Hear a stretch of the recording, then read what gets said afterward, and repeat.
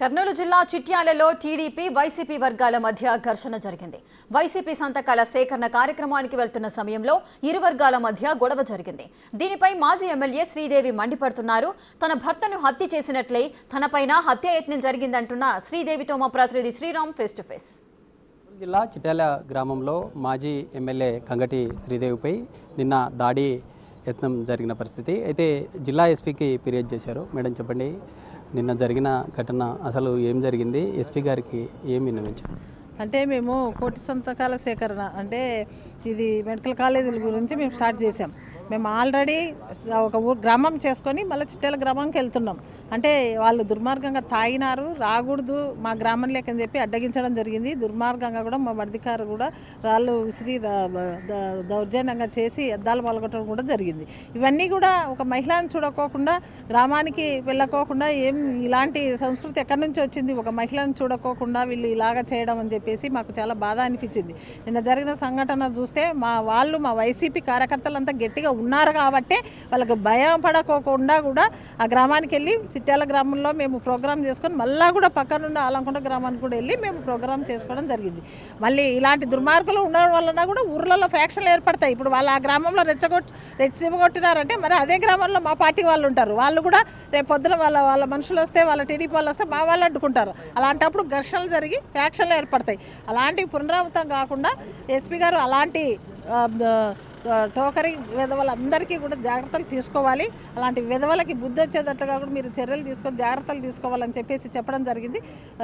సానుకూలంగా ఎస్పీ గారు మళ్ళా కూడా ఇలాంటివి పునరావృతం కాకుండా జాగ్రత్తలు తీసుకుంటామని చెప్పడం కూడా జరిగింది. ఇటీవల చూసాము, కర్నూలు కోర్టు సంచలన తీర్పిచ్చింది. మీ భర్త కేసు విషయంలో దాదాపు 11 మంది జీవిత ఖైదీలుగా వెళ్ళిన సమయంలో మాట్లాడినటువంటి మాటలు సోషల్ మీడియాలో చాలా వైరల్గా మారాయి. అంటే తర్వాత ఈ ఘటన నిన్న మీ అనుచరుల మీద కావచ్చు, మీ మీద దాడి యత్నం అంటే ఏ విధంగా చూడొచ్చు?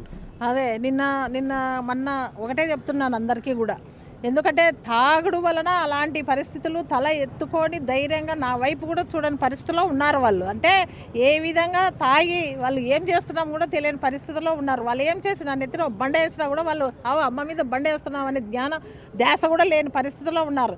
ఒకటే చెప్తున్నా, అలాంటి గొప్పలు చెప్పుకోవాలా, ఎమ్మెల్యేతో శ్యాంబాబుతో గొప్ప పేరు తెచ్చుకోవాలని చెప్పేసి ఈరోజు మీరు దాడి చేయొచ్చు, దాడి దిగొచ్చు.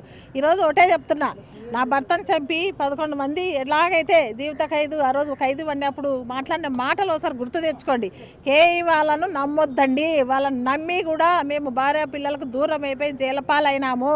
మళ్ళా కూడా నమ్మి పెద్ద వాళ్ళ జోలి వెళ్ళకండి అని చెప్పేసి వాళ్ళు క్షుణ్ణంగా వాళ్ళు మాట్లాడిన మాటలు అవి మేం కాదు, మాట్లాడిన మాటలు అవి ఒకసారి గుర్తు చేసుకోవాలి. ఇలాంటి వాళ్ళంతా, ఇలాంటి పోకిరి విధవాళ్ళంతా తాగడం, ఏదో ఒకటి ఇన్సిడెంట్ చేయడం, ఇది ఏదో గొప్ప పేరు తెచ్చుకోవాలనుకుంటున్నారు. మళ్ళీ మా భర్తను జరిగిన సంఘటనలో కేసు పెట్టినప్పుడు వాళ్ళు ఏం మాట్లాడినారు అనేది ఒకసారి గుర్తు తెచ్చుకోండి. ఒకసారి వాళ్ళు మాట్లాడే జైలు పోయిన వాళ్ళు మాట్లాడిన మాటలు గుర్తు తెచ్చుకుంటే మళ్ళీ ఇలాంటి పునరావృతం కాదు, ఇలాంటివి చేయరు, ఇలాంటివి అడ్డుకునే పరిస్థితులు చేయరు. తెలీదా మీకు ఎవరు అనేది? 5 సంవత్సరాలు ఎంత ప్రశాంతంగా ఉన్న గ్రామాలు ఈరోజు మీరు అడ్డుకున్నారని నెక్స్ట్ మేము కూడా అదే సంస్కృతి వస్తుంది మా వాళ్ళకు కూడా.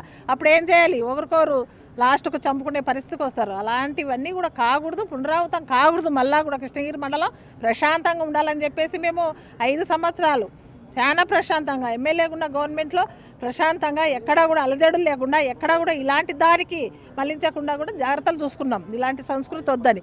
మళ్ళా కూడా ఈ కేఈ వాళ్ళ పరిపాలనలో వాళ్ళ ఇంట్లో ఎమ్మెల్యే అయితే ఎవరు మా ఇంట్లో బలి కావాలి. ఈరోజు శ్యాంబాబు గారు ఎమ్మెల్యే అయినారు, మళ్ళీ కూడా మా ఇంట్లో ఎవరిని బలి తీసుకోవాలని ఇవన్నీ చేపిస్తున్నారు. నిజంగా చెప్తున్నా, ఈరోజు మా ఇంట్లో ఎవరికి ఏం జరిగినా కేఈ శ్యాంబాబే మళ్ళీ కూడా బాధ్యత వహిస్తాడు అని చెప్పారు. గతంలో ఏదైనా ఇలాంటి సిచ్యువేషన్ ఏదైనా జరిగిందా? అంటే ప్రజెంట్ ఉన్నటువంటి ఎమ్మెల్యేకి ఇలాంటి వైసీపీ నాయకులు అడ్డుకోవడం కానీ అలాంటి సిచ్యువేషన్ ఏదైనా? వైసీపీలో ఎప్పుడు మేము అడ్డుకోలేదే. వైసీపీలో మేము ఉన్నప్పుడు 5 ఏళ్ళు, అదే నేను చెప్తున్నా కదా, 5 ఏళ్ళు నేను ఎమ్మెల్యేగా ఉన్నప్పుడు వాళ్ళు కూడా గ్రామాల్లోకి వెళ్ళింటారు వాళ్ళ అధ్యక్షులు చెప్పినప్పుడు. కానీ మేము ఎక్కడ కూడా ఇలాంటి ఇన్సిడెంట్ ఎక్కడికే క్రియేట్ చేయలే. కావాలంటే చూసుకోండి బ్యాక్ వాళ్ళని, మాకు గుర్తుండకపోవచ్చు, వాళ్ళకు ఉంటాయి కదా. ఎక్కడన్నా కానీ శ్రీదేవమ్మ మనుషులు ఇట్లా చేసినారు, శ్రీదేవమ్మ చేయించింది అనేది ఎక్కడ కూడా చూపించమని చెప్పండి. ఎక్కడ వాళ్ళు మేము అలాగే చేసింటే వాళ్ళు తిరగరు. అంటే మీ ఉండే పత్తికొండ కాన్స్టిట్యున్సీలో కొన్ని సెన్సిటివ్ విలేజెస్ ఉన్నాయి. అక్కడ ఇప్పటికీ కొంత ఫ్యాక్షన్ సంబంధించినటువంటి కక్షలతో ఉన్నారు. అలాంటి ప్లేసెస్లో ఎస్పీని మీరు ఏం కోరారు? ప్రధానంగా ఎస్పీ ఏం చెప్పారు? మేము ఎస్పీ కోరినది ఒకటే, ఇలాంటివి మళ్ళా కూడా పునరావృతం కాకుండా ఇలాంటి విలేజ్ల్లో ముందే ఎవరు ఇలాంటి క్రియేట్ చేస్తారో అలాంటి వాళ్ళని ముందే జాగ్రత్తలు తీసుకొని మేము పోయినప్పుడు గ్రామాలకు వెళ్తుంటాము, అప్పుడు మీకు ఇన్ఫర్మేషన్ ఇస్తాము పోలీసు అధికారులకి, అప్పుడు మీరు ఆ గ్రామాల్లో ఎవరైతే ఉంటారో ఇలాంటి వాళ్ళు అలాంటి వాళ్ళని మీరు కేర్ తీసుకొని జాగ్రత్తలు పెట్టుకోండి అని చెప్పి మాకు ప్రొటెక్షన్ ఇచ్చే విధంగా మీరు చూడండి అని చెప్తే సానుకూలంగా ఎస్పీ గారు స్పందించారు.